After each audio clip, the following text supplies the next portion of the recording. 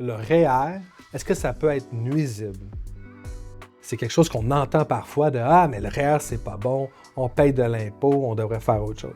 La réalité, c'est que c'est un outil fiscal puissant, ça peut avoir des énormes impacts fiscaux puis être très avantageux, mais ça doit être bien planifié. Entre autres, c'est une question de revenus et de revenus futurs. Si vous avez un faible revenu, c'est peut-être pas nécessairement l'outil idéal pour vous. Mais si vous avez des hauts revenus puis à la retraite, vous en avoir des plus bas, bien, ça pourrait être très avantageux pour vous. L'autre chose qui est moins connue un peu, c'est que ça a un impact sur vos programmes socio-fiscaux. Fait que si vous recevez de l'argent du gouvernement, comme par exemple vous avez des enfants en charge, bien, ça les ferait augmenter si vous prenez du REER, donc ça peut devenir encore plus intéressant. Vraiment, c'est quelque chose qui est important d'analyser.